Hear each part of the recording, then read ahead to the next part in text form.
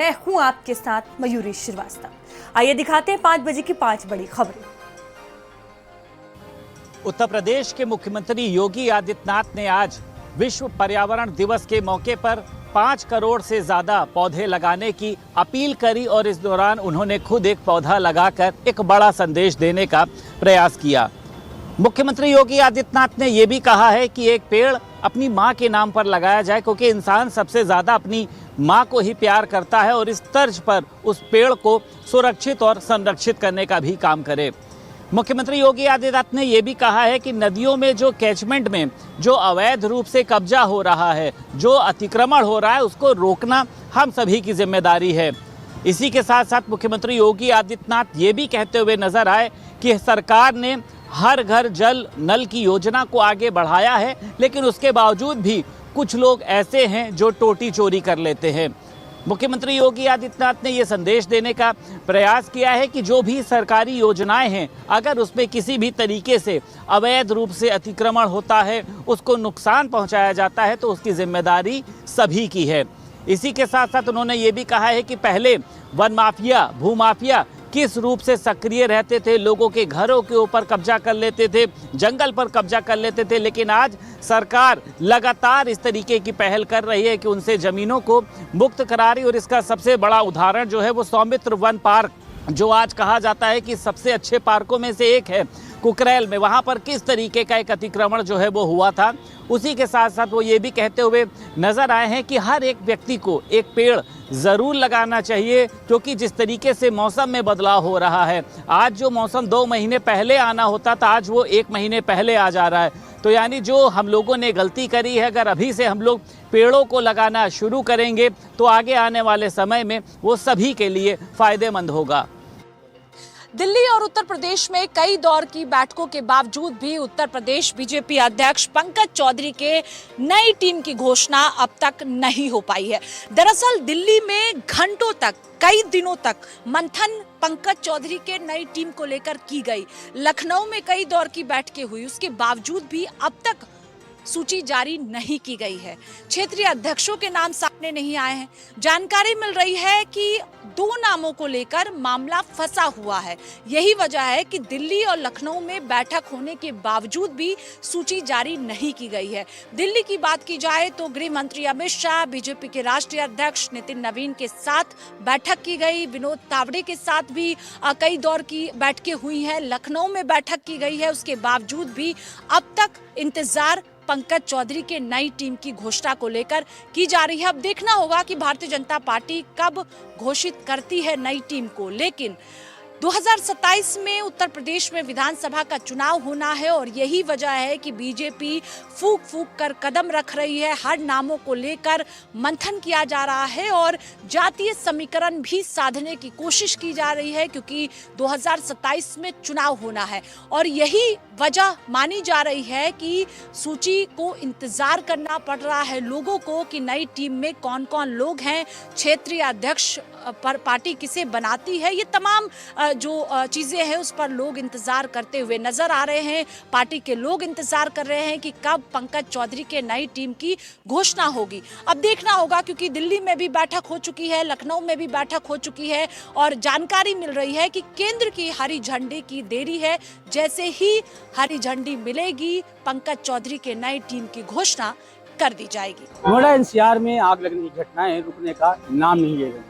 आज एक साथ सेक्टर 75 और सेक्टर 52 में एक सोसाइटी और एक रेस्टोरेंट में आग लग गई। सबसे पहले सेक्टर 75 में एक IVY करके सोसाइटी है, उसकी 12वीं फ्लोर पे भीषण आग लग गई और एक फ्लोर पे आग लगी थी 12वें फ्लोर पे, और उसने इतना ज़्यादा भीषण रूप अख्तियार कर लिया कि 13वें फ्लोर तक वो आग पहुंच गई। दोनों जो फ्लैट थे वो जलकर राख में तब्दील हो गए। तो वहीं दूसरी तरफ सेक्टर 52 में एक रेस्टोरेंट में आग लगी, भीषण आग थी और उसके ठीक ऊपर PG चलता था। हालांकि सेक्टर 52 वाली आग को कंट्रोल कर लिया गया, लेकिन सेक्टर 75 की जो आग थी वो कंट्रोल नहीं हुई, राख में तब्दील हो गए दोनों फ्लैट। और जब वहां पर दमकल की गाड़ियां पहुंची तो उनका जो प्रेशर था वो महज 5 से 6 फ्लोर तक पहुंचा, जिसकी वजह से आग नहीं बुझाई गई। ये तो खैर था कि जो उपकरण थे, फायर सेफ्टी उपकरण लगे होते हैं, उसकी वजह से वो आग बुझ गई। लेकिन अब सवाल खड़े होने लगे आखिर ये आग लगती क्यों है। ज़्यादातर जो आग लगती है, लोग आजकल गर्मी है, भीषण गर्मी है, जो एसी है, एसी चलाकर छोड़ देते हैं 16-17 पर। वो चाहते हैं कि 17 का टेम्परेचर हो जाए, जबकि जो जानकार हैं वो कहते हैं कि एसी अगर चलाया जाए तो महज 24 पे चलाया जाए, क्योंकि 24 पर टेम्परेचर कम से कम वो मेंटेन कर सकता है और जो कंप्रेसर के दबाव है वो कम पड़ेगा और आग नहीं लगेगी।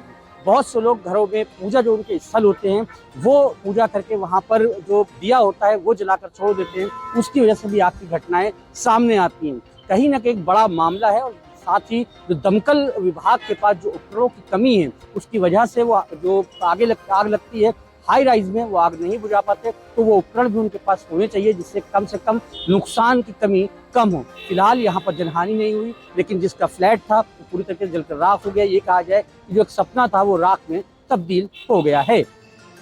गाजियाबाद में अपने मुस्लिम बॉयफ्रेंड के साथ होटल में रुकी युवती की लाश मिली है। युवती की लाश कमरे में फांसी के फंदे पर लटकी हुई थी।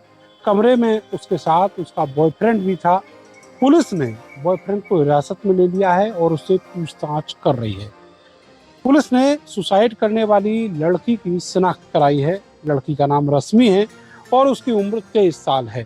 विजयनगर इलाके की रश्मि अपने दोस्त नदीम के साथ 4 मई की दोपहर को इस होटल में पहुंची थी। रश्मि ने होटल का कमरा किराए पर लिया और रात में दोनों इसी कमरे में थे। होटल के कर्मचारियों ने यह भी बताया है कि रात में दोनों के बीच विवाद हुआ था। विवाद के बीच नदीम कमरे से बाहर निकल गया था। बाद में रश्मि ने होटल कर्मचारियों को आवाज लगाकर कहा था कि नदीम को बुला दो। होटल कर्मियों ने कमरा खुलवाने की कोशिश भी की, लेकिन रश्मि ने कमरा नहीं खोला। बाद में पुलिस को सूचना दी गई। कमरे के अंदर पंखे से लटकी हुई रश्मि की लाश पुलिस ने बरामद की है। रश्मि की मां का कहना है कि उनकी बेटी बिना बताए घर से कहीं चली गई थी। रश्मि और नदीम का प्रेम संबंध है, इसकी जानकारी उन्हें थी, लेकिन उनकी बेटी सुसाइड नहीं कर सकती, उसको कत्ल किया गया है। पुलिस ने रश्मि की लाश को पोस्टमार्टम के लिए भेजा है और नदीम से पूछताछ कर रही है। पुलिस ये भी तलाश रही है कि आखिरी वक्त में रश्मि के कांटेक्ट में और कौन कौन था।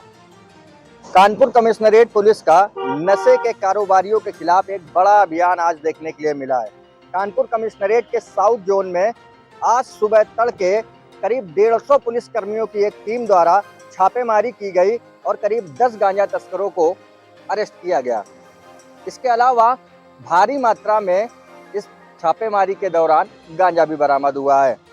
बताया जा रहा है कि साउथ जोन के किदवई नगर थाना क्षेत्र के कंजलनपुरवा इलाके में सालों से गांजा बिक्री का काम होता था।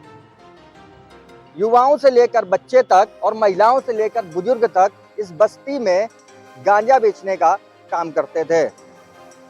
आज सुबह तड़के डीसीपी साउथ और उनकी टीम के द्वारा एक छापेमारी की गई और इस छापेमारी के दौरान सघन तलाशी अभियान चलाया गया। इस तलाशी के दौरान कई गांजा तस्कर गिरफ्त में आए और उनके पास से भारी मात्रा में गांजा भी बरामद हुआ है। कानपुर कमिश्नरेट पुलिस ने न सिर्फ घरों का सघन तलाशी अभियान चलाया, बल्कि ड्रोन कैमरे से उस पूरे इलाके की निगरानी भी की, जिसके चलते कानपुर कमिश्नरेट पुलिस को सफलता हाथ लगी और करीब 10 गांजा तस्करों को अरेस्ट किया गया है। इन गांजा तस्करों के पास से भारी मात्रा में गांजा भी बरामद हुआ है। बताया जा रहा है कि पिछले कई सालों से इस पूरी बस्ती में गांजा बेचने का काम होता था, जिससे आसपास के रहने वाले सब और संभ्रांत लोगों को बड़े परेशानियां होती थी। पिछले कुछ दिनों से उसी इलाके के रहने वाले कुछ संभ्रांत लोगों ने सोशल मीडिया पर लिखना भी शुरू कर दिया था। उन्हीं पोस्टों का संज्ञान लेकर कानपुर कमिश्नरेट पुलिस ने एक बड़ी छापेमारी की, जिसमें DCP south, ADCP south, ACP Babupurwa, ACP Naubasta समेत करीब 10 थानों का पुलिस बल मौके पर मौजूद रहा और इस छापेमारी के दौरान भारी मात्रा में गांजा बरामद हुआ। वहीं संभल में अवैध